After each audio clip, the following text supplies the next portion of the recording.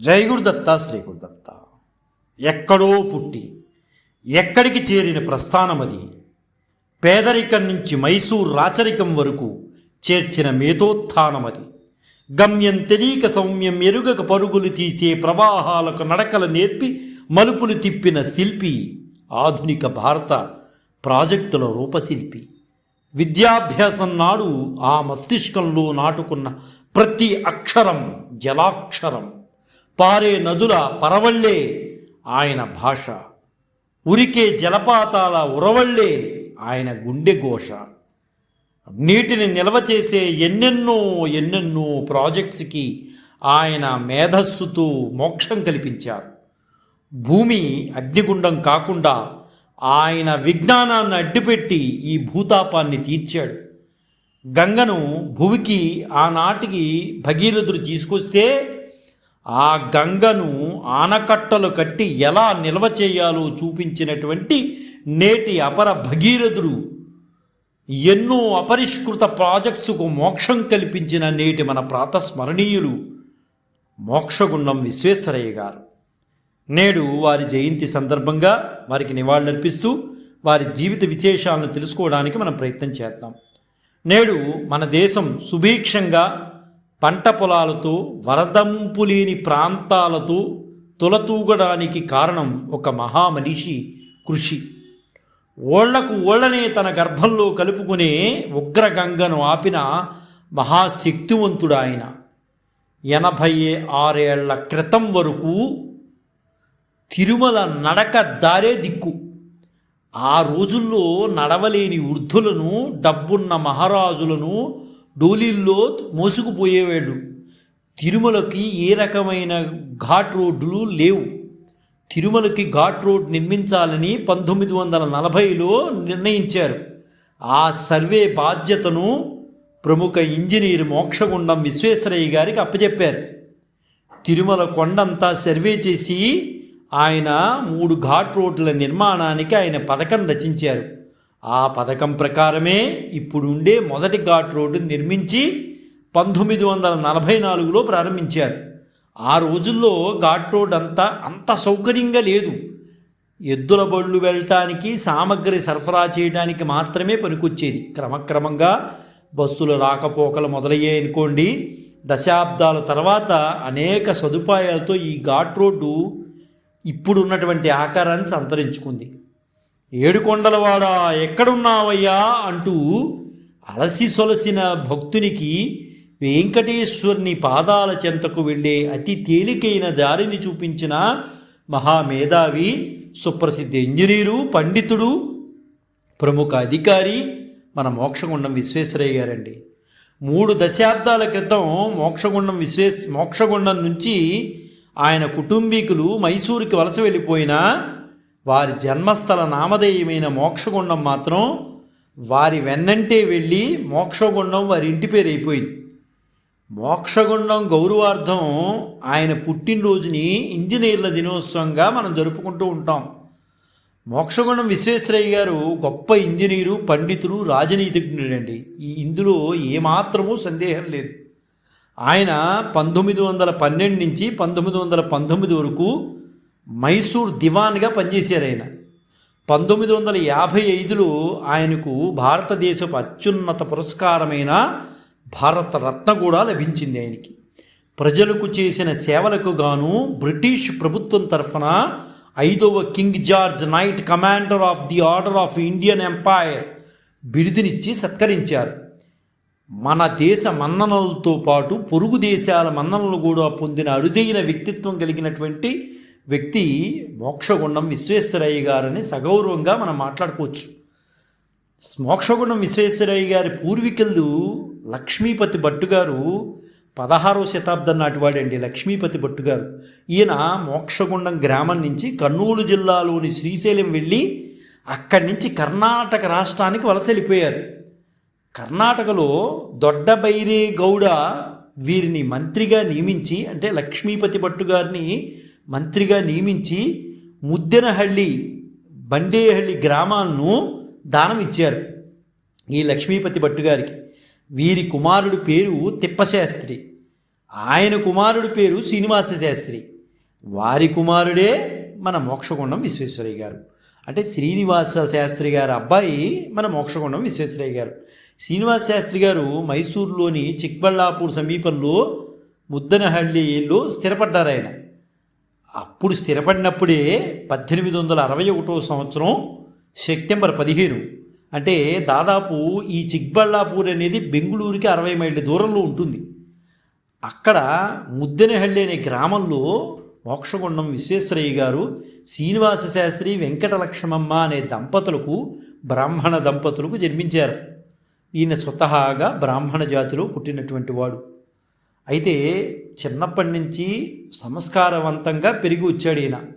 తండ్రి గారు అయినటువంటి శ్రీనివాస శాస్త్రి గారు గొప్ప సంస్కృత పండితుడండి. హిందూ ధర్మశాస్త్ర పారంగతుడే అని చెప్పుకోవాలి. ఎందువల్లంటే ఏ సందేహాలు వచ్చినా అందరూ శ్రీనివాస శాస్త్రి గారి దగ్గరికి వచ్చి అడిగేవారు. కాబట్టి ఖచ్చితంగా తండ్రి గారిలో ఉన్నటువంటి వాతావరణం వాళ్ళ పిల్లల్లో కొంతైనా ఉంటుంది అనటానికి నిదర్శనం మన మోక్షగుండం విశ్వేశ్వరయ్య గారిలో కూడా అదే కొంత వాతావరణం ఉందండి, లేకుండా పోలా. అయితే తండ్రి గారు కొంత ఆయుర్వేద వైద్యుడండి. అదేవిధంగా విశ్వేశ్వరయ్య గారికి 12 సంవత్సరాలు వచ్చేసరికి తండ్రి గారు అయినటువంటి శ్రీనివాస శాస్త్రి గారు మరణించారు. సరే, ఆయనకి మన మోక్షగుండం విశ్వేశ్వరయ్య గారికి చిక్బళ్ళాపూర్లో ప్రాథమిక విద్య, బెంగుళూరు అంటే ఇంచుమించు 60 మైళ్ళ దూరంలో ఉన్నటువంటి బెంగుళూరులో ఉన్నత విద్య పూర్తి చేసుకున్నారు. అయితే 1881లో మద్రాసు విశ్వవిద్యాలయం నుంచి బిఏ పూర్తి చేసుకున్నారండి. తర్వాత పూణే సైన్స్ కాలేజీ నుంచి సివిల్ ఇంజనీరింగ్ ఉత్తీర్ణులు అయ్యారు. సరే, పూణేలో ఇంజనీరింగ్ పూర్తయిన తర్వాత, అంటే అప్పటికి 23వ ఏటండి ఆయన, ముంబై ప్రజా పనుల శాఖలో అసిస్టెంట్ ఇంజనీర్గా చేరిన తర్వాత భారత నీటిపారుదల కమిషన్లో చేరవలసిన ఆహ్వానం వచ్చిందండి ఆయనకి. సరే, ఆయన దక్కన ప్రాంతంలోని చక్కని నీటిపారుదల వ్యవస్థను రూపొందించాడు అనుకోండి. నీటి ప్రవాహానికి తగినట్లుగా ఆనకట్టకు ఎటువంటి ప్రమాదం కలగకుండా నీటిని నిల్వ చేయగలిగినటువంటి ఆటోమేటిక్ వరద గేట్లు వ్యవస్థను మోక్షగుండం విశ్వేశ్వరయ్య గారే రూపొందించారు. 1903లో మొదటిసారిగా దీన్ని పూణే దగ్గర ఖడక్వాసలా వద్ద నెలకొల్పారు. వరద సమయంలో ఆనకట్ట భద్రతను దృష్టిలో ఉంచుకుంటూనే అత్యధిక నీటి నిల్వలను చేసే విధానం ఇదనమాట. దీన్ని తర్వాత గ్వాలియర్ వద్ద అలతిగ్రా, తర్వాత మైసూరు వద్ద కృష్ణరాజ సాగర్ ఆనకట్టల్లో ఆటోమేటిక్ వరద గేట్ల వ్యవస్థను కూడా ఈయన రూపొందించారు. 1906-1907 మధ్యకాలంలో విశ్వేశ్వరయ్య గారు భారత ప్రభుత్వం యోమెన్లోని యాడెన్కి పంపించి అక్కడ నీటిపారుదల వ్యవస్థను, మురికి కాలువల వ్యవస్థను రూపకల్పన చేయమని కోరింది. ఆయన నిర్దేశించిన పథకం ప్రకారం అక్కడ మంచి ప్రాజెక్టు విజయవంతంగా పూర్తి చేయబడింది. 1908లో హైదరాబాదు మహానగరం వరదల బారిన పడిందండి. సరే, ఆ వరదలు అసలు హైదరాబాదు ప్రాంతం అంటే ఎలా ఉంటుందో తెలియనటువంటి పరిస్థితిలోకి వెళ్ళిపోయింది. అంత అందమైన నగరాన్ని రూపురేఖలు లేకుండా చేసేసింది వరద. మూసీ నదిలో వరదలతో భాగ్యనగరం కుట్టుకుపోయింది. దీంతో నగరంలోని డ్రైనేజీ వ్యవస్థను బాగుపరచాలని భావించినటువంటి నిజాము ఎవరితో చెబితే బాగుంటుంది, ఎవరు చేస్తే బాగుంటుంది అంటే అప్పటికి విశ్వేశ్వరయ్య గారి పేరు మారుమోగిపోతుంది. అప్పుడు నిజాం పిలిపించి మోక్షగుండం విశ్వేశ్వరయ్య గారి సేవల కోసం ఆశ్రయించాడు. అప్పుడు వెంటనే, అయితే ఈయన మోక్షగుండం విశ్వేశ్వరయ్య గారు అజాత శత్రువు అండి. అటు బ్రిటిష్ వాళ్ళు పొగిడారు, ఇటు భారతీయులు పొగిడారు, అందరూ పొగిడిన వాళ్ళే. ఆయన్ని విమర్శించేవాళ్ళు చాలా తక్కువ అండి. ఎందువనంటే వైజ్ఞానికుడు ఆయన. ఏది చెప్పినా ఆధారంతోనే చెప్తాడు. ఏది నోటికి ఎలా పడితే అలా వచ్చిన మాట్లాడు, ఆధారం లేకుండా ఆయన మాట్లాడు. అందువల్ల విశ్వేశ్వరయ్య గారంటే అందరికీ ఇష్టం అండి. ఆయన చెప్పాడంటే సప్రమాణికత ఉంటుంది అనే పద్ధతిలోనే ఉండేది. ఏది పడితే ఇప్పుడు చూస్తున్నాం, నోటికి వచ్చిన మాటలు మాట్లాడితే ఇవి తెలుసు అవి తెలుసును మాట్లాడతారు. అవి కాదు, సప్రమాణికత ఉంటేనే మాట్లాడాలి, అదే మాట్లాడకూడదు. హైదరాబాదును పూర్తిగా స్టడీ చేసిన మోక్షగుండం విశ్వేశ్వరయ్య గారు అయితే అప్పుడు నిజాం గారికి చెప్పారు, ఇలా చేసుకోవాలి, ఇలా చేసుకోవాలి. హైదరాబాదు గుండా ప్రవహించే మూసీ నదిపై దృష్టి సారించారు ఆయన. వరదల పునరుక్తిని నివారించడానికి, నగరంలో మౌలిక పౌర సౌకర్యాలను మెరుగుపరచడానికి కొన్ని సూచనలు చేస్తూ 1909 అక్టోబర్ 1న ఒక నివేదికని సమర్పించాడండి. ఆయనకి ఏ పనప్ప చెప్పినా ఆయనలో ఉన్న లక్షణం ఏంటంటే ఒక నివేదిక తయారు చేసుకునేవాడు ఎప్పుడూ కూడా. ఆ నివేదికని తీసుకెళ్ళి 7వ నిజాంకి సమర్పించాడు. సరే, 1912లో ఒక నగరాభివృద్ధి ట్రస్టును ప్రారంభించాడు 7వ నిజాం. వరదలు నివారించేందుకు ఒక వరద నివారణ వ్యవస్థను కట్టించాడు.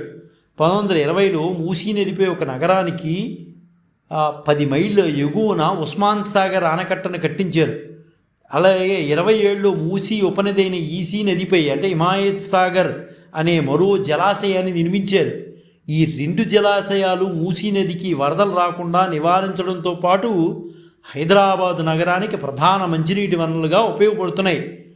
అలాగే అంటే ఆయన చేసిన సేవ వల్ల హైదరాబాదు వాళ్ళు ఈరోజు కూడా మన మోక్షగుండం విశ్వేశ్వరయ్య గారి పేరును తలుచుకోవాలండి. మంచినీరు తాగుతున్నారు అంటే ఈరోజు వరదలు ఎంత వచ్చినా ఇబ్బంది పడకుండా ఉంటున్నారు అంటే అది కేవలం మోక్షగుండం విశ్వేశ్వరయ్య గారి చలవ. అలాగే ఆంధ్ర ప్రాంతంలో కూడా ఆయన మంచి పని చేశారండి. ఆంధ్ర ప్రాంతంలో ఉన్నటువంటి విశాఖపట్నం రేవును సముద్ర కోత నుండి రక్షించే వ్యవస్థను రూపొందించడంలో కూడా విశ్వేశ్వరయ్య గారి పాత్ర చాలా ఎక్కువగా ఉందని మనం మాట్లాడుకోవాలండి. అలాగే కావేరీ నదిపై నిర్మించిన కృష్ణరాజసాగర్ ఆనకట్ట అంటే ఆది నుంచి అంతం వరకు ఈ కృష్ణరాజసాగర్ ప్రాజెక్టు ఆయన పర్యవేక్షణలోనే జరిగిందండి. అప్పట్లో కృష్ణరాజసాగర్ ఆనకట్ట ఆసియా ఖండంలోనే అతి పెద్దదిగా అనుకునేవారు. సరే, విశ్వేశ్వరయ్య గారికి భగవంతుడు ఇచ్చినటువంటి గొప్ప వరం ఏంటంటే శబ్దగ్రహణ శక్తి అనేది ఉందండి. శబ్దాన్ని బట్టి చెప్పేవాళ్ళు ఏదైనా సరే అది భగవంతుడు ఆయనకి ఇచ్చినటువంటి వరం. అయితే ఆయన ఎప్పుడు కూడా ఏ విషయంలో నా తలరాతి ఇంతే అన్న వాళ్ళ మీద కోప్పడేవాడండి. ఆయన నువ్వు కష్టపడకుండా నీ చేతికి ఏది రాదు అనేటటువంటి మనస్తత్వంలో వెళ్ళినటువంటి వాడు మన మోక్షగుండం విశ్వేశ్వరయ్య గారండి. ఎవరైనా సరే నా తలరాతి ఇంతేనండి, నా తలరాతి ఇలా ఉందండి అంటే ఆయన అంతవరకు తప్పు చేసినా ఊరుకునేవాడు, కానీ తలరాతి ఇంతే అంటే కోప్పడేవాడు. ఆయన నువ్వు కష్టపడకుండా నా తలరాతి ఇంతే అంటావా అని కేకలేసేవాడు ఆయన. కాబట్టి విశ్వేశ్వరయ్య గారికి భగవంతుడు ఇచ్చినటువంటి గొప్ప వరం శబ్దగ్రహణ శక్తి అండి. ఆయన శబ్దాన్ని బట్టి ఏంటనే చెప్పేసేయగలడు. ఒక రోజున డాక్టర్ విశ్వేశ్వరయ్య గారు బ్రిటిష్ ఇండియాలోని రైలులో ప్రయాణిస్తున్నారండి. అయితే ఆ రైలు ఫస్ట్ క్లాస్లోకి ఎక్కారు, అందరూ కూడా బ్రిటిష్ వాళ్ళు ఉన్నారు. ఈయన కూడా అదే కంపార్ట్మెంట్లో కూర్చున్నాడనమాట. కూర్చోగానే ఈయన ఆకారం ఎలా ఉందంటే కొంచెం నల్లగా ఉంటారు విశ్వేశ్వరయ్య గారు. అదే తెల్ల దుస్తులు ధరించి తలపాగా కట్టేసి తెల్ల దుస్తులు ధరించి మీసాలు పెంచి ఉన్నాడు. ఆయన నల్లటి ఆకారం, మీసాలు ఎక్కువ పెంచాడు, తెల్లటి దుస్తులు వేసాడు, సన్నగా ఉన్నాడు. ఇవన్నీ చూసి బ్రిటిష్ వాళ్ళు అతన్ని ఒక మూర్ఖుడు, నిరక్షరాస్యుడిగా వాళ్ళు మాట్లాడుకుంటున్నారు ఆంగ్లంలో ఇతను ఒక మూర్ఖుడని, నిరక్షరాస్యుడని ఎగతాళి చేస్తున్నారు. అయితే వాళ్ళు మాట్లాడుకునే ఆంగ్లం అంతా కూడా మన మోక్షగుండం విశ్వేశ్వరయ్య గారికి కూడా తెలుసండి. అంతకన్నా చక్కగా మాట్లాడగలడు ఆయన. అయితే సమయం కాదు, సమయం వచ్చినప్పుడు మనం మాట్లాడాలి, కానీ సమయం కాని సమయంలో మనం మాట్లాడటం ఎందుకు అని ఆయన మాట్లాడాల. అలా ఎగతాళి చేస్తూనే ఉన్నారు, ఈయన అలా చూస్తూనే ఉన్నాడు, ఏమీ పట్టించుకోలే. అయితే ఆ కంపార్ట్మెంట్లో కూర్చున్నటువంటి సీటు పక్కన ఆ తలుపు దగ్గర తల బాల్చి ఆయన విండోలోంచి బయటకు చూస్తున్నారు. ఈ లోపల అకస్మాత్తుగా డాక్టర్ విశ్వేశ్వరయ్య గారు అకస్మాత్తుగా లేచి నుంచుని ఈ ట్రైన్ ఆగిపోవటానికి గొలుసు ఎక్కడుంది అని అడిగాడు. అక్కడ అందరూ ఆశ్చర్యపోయారు. అందులో ఉన్నటువంటి జనం అందరూ కూడా ఏం చేయబోతున్నారు మీరు అని అడిగారు. మీరు చెప్పండి, ఈ ట్రైన్ ఆగిపోవాలంటే ఏ గొలుసు చైన్ ఎక్కడుంటుంది అని అనగానే అక్కడ చూపించారు అందరూ, ఇది గొలుసు అని. వెంటనే ఆయన వెళ్ళి ఆ చైన్ లాగేశారు. ఆ లాగేటువంటి ఆ ట్రైను అలా ఆగిపోయింది, వెళ్ళే ట్రైన్ కాస్త. అయితే ఏ కంపార్ట్మెంట్లో వాళ్ళు లాగారు అని పరిశీలన చేస్తూ రాగా మన విశ్వేశ్వరయ్య గారు ఉన్నటువంటి కంపార్ట్మెంట్లో చైన్ లాగారన్న సంగతి తెలిసి లోపలికి వచ్చి ఎవరు ఇక్కడ చైన్ లాగింది అని గార్డు మిగతా పోలీసులు అడిగారు. అప్పుడు డాక్టర్ విశ్వేశ్వరయ్య గారు లేచి నేనే గొలుసు లాగాను అన్నాడు. అప్పుడు వెంటనే గార్డు, ఏమయ్యా ఎందుకు లాగావు నువ్వు ఎందుకు లాగవలసిన అవసరం ఏంది? దీనికి శిక్ష ఏమిటో తెలుసా నీకు? నీకు పెనాల్టీ వేస్తారు దీనికి. అదేవిధంగా జైలు శిక్ష కూడా ఉంటుంది. ఎలా పడితే అలా లాగేస్తావా ట్రైన్ని? సమయానికి వెళ్ళొద్దా ట్రైను అని అడుగుతారు. వెంటనే ఆయన తణుకోకుండా ఇక్కడి నుంచి దాదాపు కొంత దూరంలో రైల్వే ట్రాక్ సరిగ్గా లేదు, అందువలన ప్రమాదం పొంచి ఉంది అనే ఉద్దేశంతో నేను జరిగే ప్రమాదాన్ని ముందుగా తిలకించాను కాబట్టి మీకు నేను చెప్తున్నాను, ప్రమాదం జరిగేటటువంటి అవకాశాలు ఉన్నాయి, నాకు ఖచ్చితంగా అనిపిస్తోంది, అందువలన చైన్ లాగాను. అప్పుడు గార్డ్ అన్నాడు, ఏమయ్యా, మాకెవరికీ కనిపించింది, నీకన్నా ముందు ఇంజిన్ పెట్టిలో నేనుంటాను, నాకు కనిపించింది నీకెలా కనిపించింది?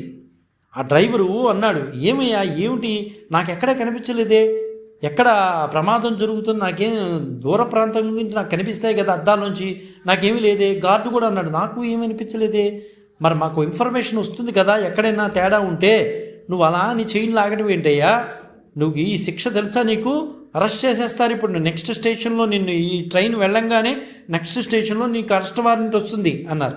వెంటనే ఆయన నవ్వుకుని అన్నారు, అయ్యా నా మాట నమ్మండి, మీరు వెళ్ళి చూడండి, లేకపోతే మీరు అన్న విధంగానే చేదురు కానీ అన్నారు. దీనిపై గార్డు మీకు ఎలా తెలుసు అని అడిగాడు.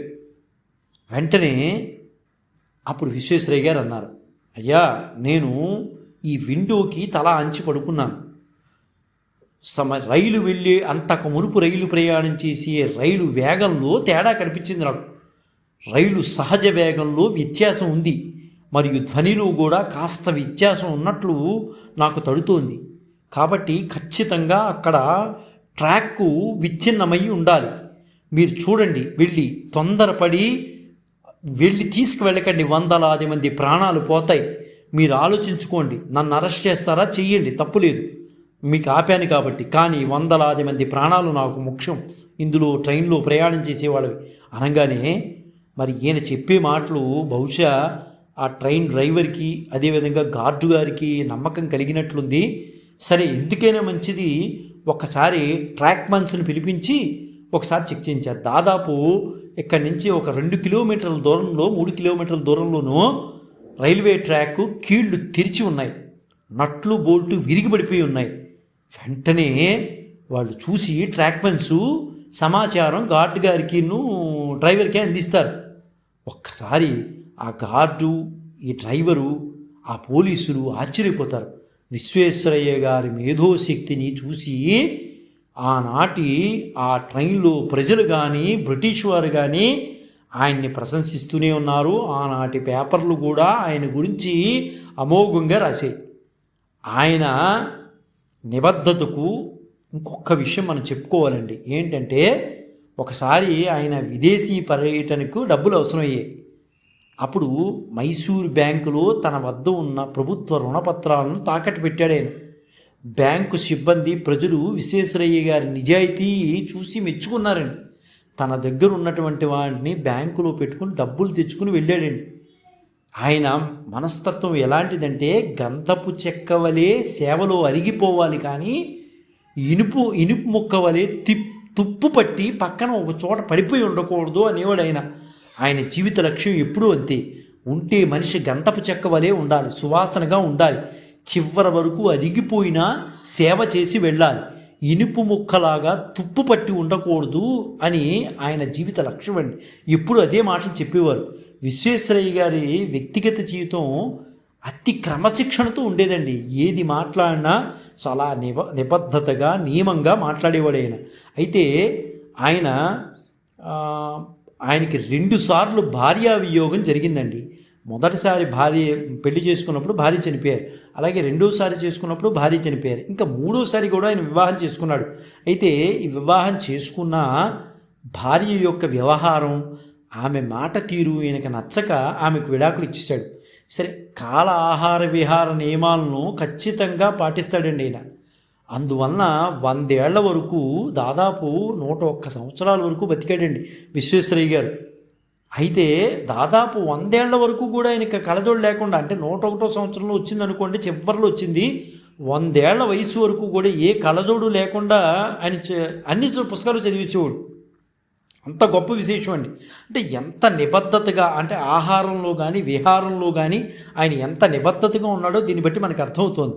ఆయన ఎప్పుడు ఇదే మాట, ఎక్కడికి వెళ్ళినా ఇదే మాట చెప్పేవాడు, గంధపు చెక్కలాగా సేవలో అరిగిపోవాలి కానీ ఇనుపు ముక్కలాగా తుప్పు పట్టి ఉండకూడదు అనుకునేవాడు.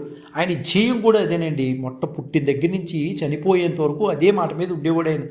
ఆయన పుట్టినరోజు అయిన సెప్టెంబర్ 15వ తేదీ అంటే సరిగ్గా ఇదే రోజుని ఇంజనీర్స్ డేగా నిర్వర్తిస్తుండటం నిజంగా మనందరికీ కూడా గర్వకారణం అండి. మన భారతదేశంలో పుట్టిన వ్యక్తి ప్రపంచవ్యాప్తంగా గౌరవం పొందగలిగాడు అంటే అది చిన్న విషయం అయితే కాదు. ఆ రోజుల్లో బ్రిటిష్ వారికి భారతీయులంటే లోకువ. అలాంటి వారు సైతం కూడా మన విశ్వేశ్వరయ్య గారంటే ప్రణామాలు అర్పించేవారు. అంటే ఆయనలోని సబ్జెక్టు అంత ఇదిగా ఉండేదండి. మనిషి మేధస్సుకు శాస్త్రీయత తోడైతే మహా అద్భుతాలు సృష్టించవచ్చని ఆయన నిరూపించి చూపించాడండి. అందువలన బ్రిటిష్ వాళ్ళు ఆయన ఏదో తేరగా ఆయన్ని గౌరవం ఇవ్వలేదండి. కేవలం ఆయన ఒక గొప్ప వైజ్ఞానికుడు. ఆయన మేధస్సు శాస్త్రీయతకు తోడైతే మహా అద్భుతాలు సృష్టించవచ్చని చూపించాడు. ఆ చూపించడమే వాళ్ళకి ఆశ్చర్యం వేసింది. మహావైజ్ఞానికుడు అండి మోక్షగుండం విశ్వేశ్వరయ్య గారు. అదేవిధంగా నీతి నిజాయితీ నిబద్ధతకు మరో మారుపేరు మన విశ్వేశ్వరయ్య గారేనండి. ఆయనకి ఎప్పుడు కూడా జోబులో 2 పెన్నులు ఉండేవటండి. అందులో ఒకటి ఆఫీస్కి సంబంధించిన పెన్ను, ఇంకోటి తన పర్సనల్ అఫైర్స్కి సంబంధించిన పెన్ను. ఆఫీసు పెన్నును సైతం తన పర్సనల్ వ్యవహారాలకి ఎప్పుడూ వాడుకోలేదండి. అంత గొప్ప వ్యక్తిత్వము మన మోక్షగుండం విశ్వేశ్వరయ్య గారిదండి. అలాగే ఒకసారి ఆ రోజుల్లో ప్రభుత్వ ఇంజనీర్లు ఎన్నో గ్రామాలు తిరిగి చివరికి ఒక నివేదిక ఇవ్వాలి. నోటితో చెప్తే సరిపోతుంది నివేదిక, కానీ ఈయన అది చేదస్తం అనుకోండి, ఇంకోటి అనుకోండి. ఈయన చాలా నిబద్ధతగా ఉండే వ్యక్తి కాబట్టి నివేదికని చేతితో రాసి తయారు చేసేవాడు. ప్రభుత్వానికి ఇవ్వాల్సిన పరిస్థితి అదే అనమాట. ఏదో రాసి పంపించేద్దాం, కింద వాళ్ళతో చెప్దాం అనుకునేది కాదు. ఈయనే చక్కగా అన్నీ రాసుకునేవాడు. అలాగా ఒకానొక సమయంలో శ్రీ విశ్వేశ్వరయ్య గారు ఒక గ్రామంలోకి వెళ్ళారు. ఒక నివేదిక తయారు చేయడం కొరకు ఆ గ్రామంలో ఒక పెద్ద మనిషి ఇంట్లో బస చేశారు. ఈయన పగలంతా తిరిగేశాడు, అంతా చూసేసాడు. జలాశయాలు వాటి గురించి వీటి గురించి అన్నీ కూడా చూసుకున్నాడు. అక్కడ జరిగే ప్రాజెక్టు పనులు అధ్యయనం చేసి రాత్రికి నివేదిక తయారు చేయడానికి ఆయన ఉద్యుక్తుడయ్యాడు విశ్వేశ్వరయ్య గారు. అయితే ఆ రోజు రాత్రి అక్కడ విద్యుత్ లేదండి. కానీ నివేదిక రాయటం వాయిదా వేస్తే తాను ఏమైనా మర్చిపోతానేమో అని ఏ రోజు పని ఆ రోజు చేసేవాడండి ఆయన. వాయిదా తత్వం అంటే లేదు ఆయన దగ్గర. అందుకనే కృషిని నమ్ముకున్నటువంటి వ్యక్తులు అలాగే ఉంటారండి. అదృష్టాన్ని నమ్ముకోలా విశ్వేశ్వరయ్య గారు, కృషిని నమ్ముకుని వెళ్ళాడండి. అలాంటి మహానుభావులు మనకు ఆదర్శంగా తీసుకోవాలండి. నిరంతరం పుట్టిన దగ్గర నుంచి చనిపోయేంత వరకు ఆయన కృషిని నమ్ముకునే వెళ్ళాడు. తన సంచిలోంచి ఒక కొవ్వొత్తిని తీసి దాని వెలుతురులో తన నివేదికను పూర్తి చేశాడు. సహజంగానే ఆయనకి పుస్తకాలంటే విపరీతమైన ఆసక్తి అండి. ఖాళీ వచ్చిందంటే వ్యర్థ ప్రసంగాలు చేసేవాడు కాదు. అంతమంది ఏవో మాట్లాడుతున్నా ఆయన సైలెంట్గా ఆయన పుస్తకం చదువుకుంటూ ఉండేవాడు. అందరూ ఆశ్చర్యపోయేవారు. అంత జ్ఞానం ఉన్నాయని ఈయన మాట్లాడేది ఏంటంటే వ్యర్థ ప్రసంగాలకి ఆయన చేసేవాడు కాదండి. అవసరం ఉన్నదానికి మాట్లాడేవాడు. అనవసరమైన విషయాలు ఆయన చర్చించేవాడు కాదు. విశ్వేశ్వరయ్య గారు ఆ కొవ్వొత్తిని ఆర్పేసేసి నివేదిక తయారు చేసిన తర్వాత కోట్లో వేసేసుకుని ఇంకో కోట్లోంచి పక్క జోబులోంచి ఇంకో కొవ్వొత్తిని వెలిగించి దాని వెలుగులో తన పుస్తక పఠనం చేశాడు. ఇది చూసినటువంటి ఆ ఇంటి యజమాని పెద్ద ఆయన దగ్గరికి వచ్చి, అయ్యా నాకు తెలియక అడుగుతున్నాను, 2 కొవ్వొత్తులు ఏంటి సార్ మీ దగ్గర? 2 ఉన్నాయి. పోనీ 2 ఉన్నాయి, ఒకటి అయిపోయిన తర్వాత కదా రెండో వెలిగించుకోవాలి, ఒకటి మధ్యంతరంగా ఆపేసి మళ్ళీ రెండో వెలిగించారేంటి? మాకేమీ అర్థం కావట్లేదు అయ్యా, ఒకసారి చెబుతారా దీని గురించి అంటే ఎందుకు అని అడిగారు.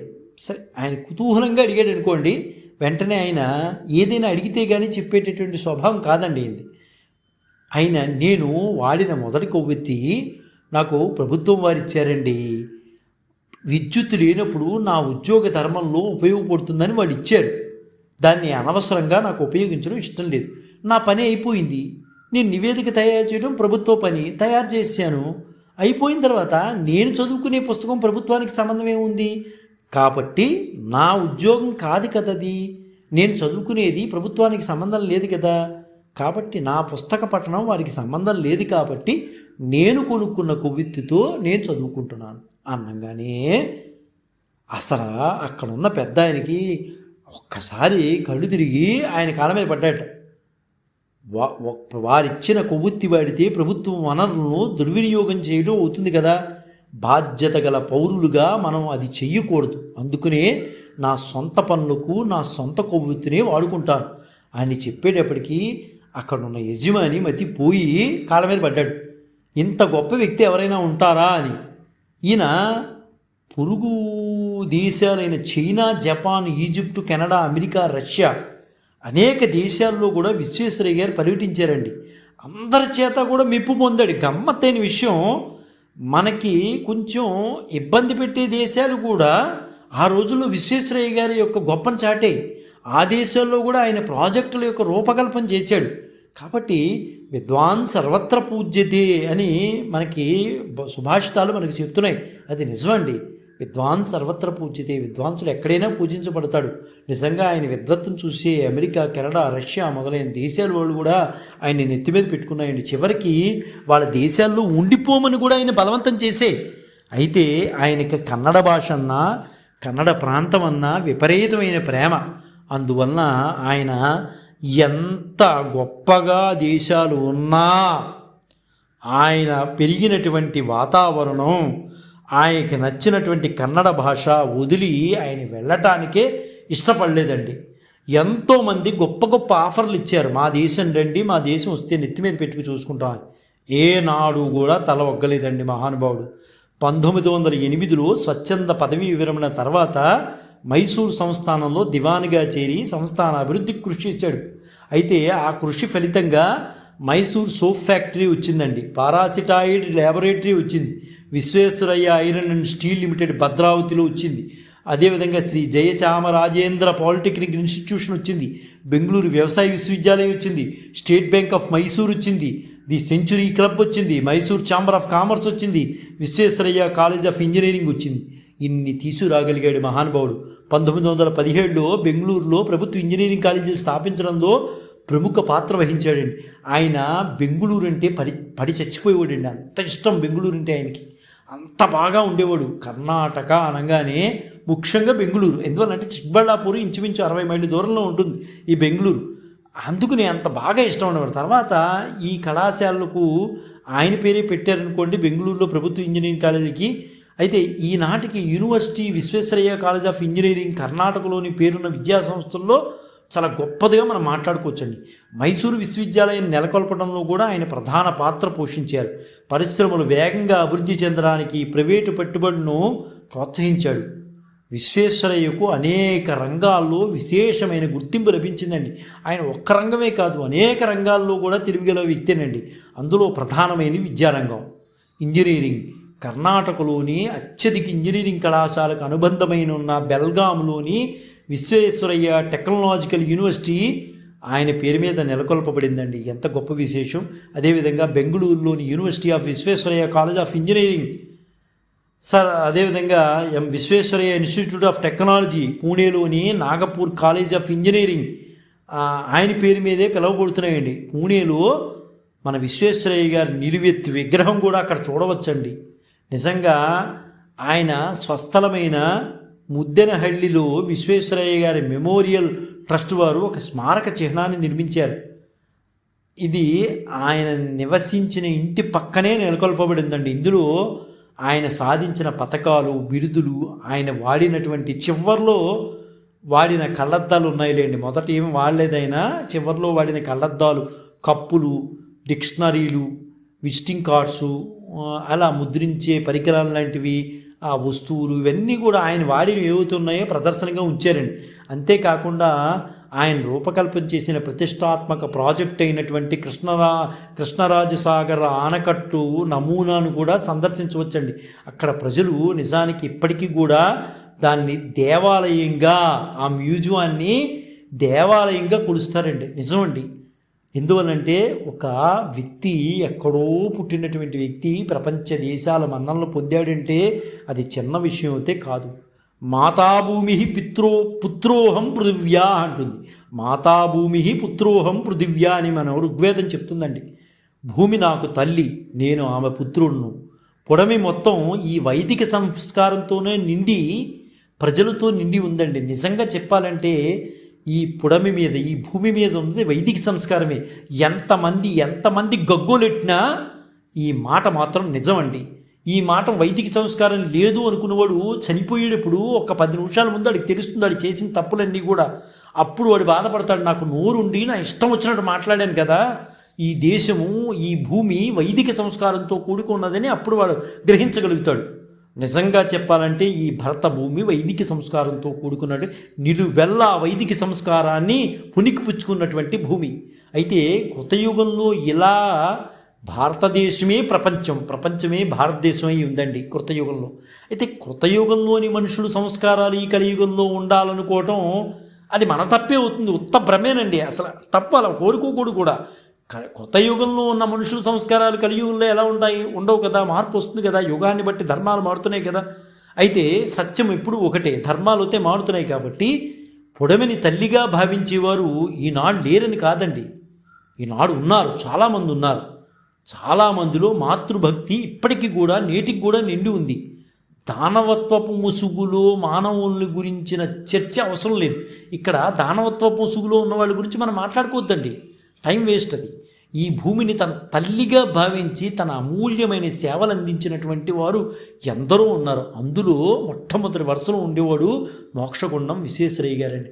నిజంగా వర్తమాన ఇంజనీరింగ్ విద్యార్థులు ఖచ్చితంగా ఈ విషయాలు తెలుసుకోవాలండి. నేనేదో ఇంజనీరింగ్ చదివేస్తున్నానని ఏదో చదువుకుంటూ వెళ్ళిపోవడం కాదు. ఇప్పుడు ఉన్నటువంటి సంస్కారాలు బ్యాక్లాగ్ సర్టిఫికెట్టుకుని నేను ఫైనల్లో చేస్తానులే అనే పద్ధతులు కావు. ఇంజనీరింగ్ అంటే 10 మందికి ఉపయోగపడేది, సమాజానికి ఉపయోగపడేది.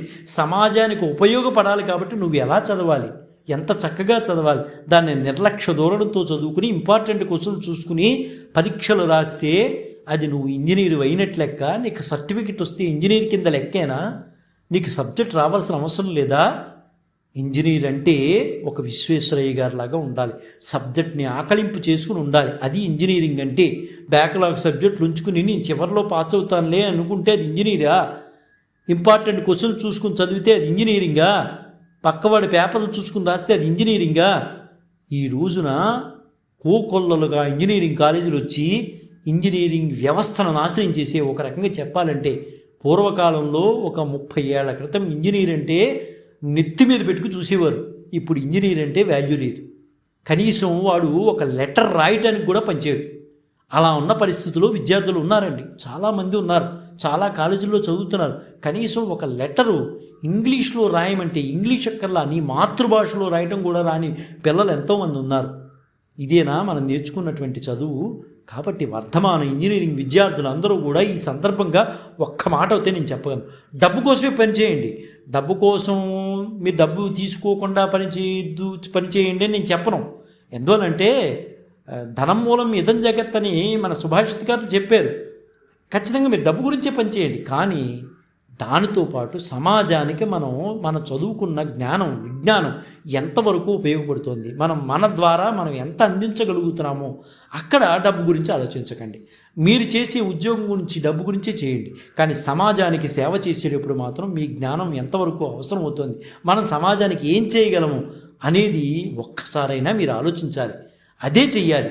అది ఎవరో మెప్పుదల కోసం కాదండి, అది మీ గురించి మీరు చేసుకోవాలి. అది మీ వ్యక్తిగత బాధ్యతగా తీసుకోవాలి. ఒక ఇంజనీరింగ్ తీసుకున్నామంటే మన సమాజానికి మనం ఏం చేయగలుగుతున్నాం అనేది మనం ఆలోచించుకోవాలి. అలా ఆలోచించుకుంటేనే అందులోకి అడిగి పెట్టాలి, ఆ గ్రూపుల్లోకి. లేకపోతే వద్దు, నేను ఏదో ఇంజనీరింగ్ చదువుకున్నాను, నేను ఏదో ఉద్యోగం చేసుకుంటాను, నేను నా పిల్లలు నా భార్య ఇది అనుకుంటే అతను ఇంజనీరింగ్ కాదండి. నిజంగా సమాజానికి మనం ఏమి చేయగలుగుతున్నాం, నేను చదువుకున్నటువంటి ఒక గొప్ప చదువుకి నేను సమాజానికి ఎంతవరకు నేను ఉపయోగపడాలని ఆలోచించుకోగలిగాలి. అలా ఆలోచించుకున్నాడు కాబట్టే ఈ రోజున మనం ఇంత సౌకర్యవంతమైన విలాసాలు అనుభవిస్తున్నాం. మరి ఆనాడు విశ్వేశ్వరయ్య గారు ఎంత చక్కగా తిరుపతికి రూట్ మ్యాప్ వేశారు. ఈ రోజున తిరుమల తిరుపతి దేవస్థానం స్వామివారిని దర్శనం చేసుకోవడానికి వెళ్తున్నామంటే అది విశ్వేశ్వరయ్య గారి పుణ్యం కాదా? ఈ రోజున హైదరాబాదులో వరద ప్రాంతంలో లేకుండా అప్పుడప్పుడు ఏవో వస్తూ ఉండొచ్చు, కానీ భీకరమైన పూరి ఏమి లేదు కదండి. అలా ఉంది అంటే విశ్వేశ్వరయ్య గారు చలవ కాదా? కాబట్టి అలాంటి మహామేధావుల యొక్క జ్ఞానాన్ని మనం పొందగలగాలి. వాళ్ళని ఆదర్శంగా తీసుకోగలగాలి. ఇంజనీరింగ్ చదవటమే ముఖ్యం కాదు. అలాంటి గొప్ప వ్యక్తుల్ని ఆదర్శంగా తీసుకుని ముందుకెళితే రాబో రోజుల్లో చాలామంది విశ్వేశ్వరయ్యలను సమాజం చూడగలుగుతుందని ఆశాభావంతో, అదేవిధంగా ఈరోజు మోక్షగుండం విశ్వేశ్వరయ్య గారి జయంతి సందర్భంగా, ఇంజనీరింగ్ దినోత్సవం సందర్భంగా ఆ వర్ధమాన ఇంజనీర్లందరికీ కూడా శుభాకాంక్షలు తెలియజేస్తూ, మోక్షగుండం విశ్వేశ్వరయ్య గారికి జయంతి సందర్భంగా నివాళులర్పిస్తూ, జై గురుదత్త, శ్రీ గురుదత్త, శ్రీపాద శ్రీవల్లభ చరణదాసుడు, మానికొండ రాజశేఖర శర్మ, రాజమహేంద్రవరం. స్వస్తి.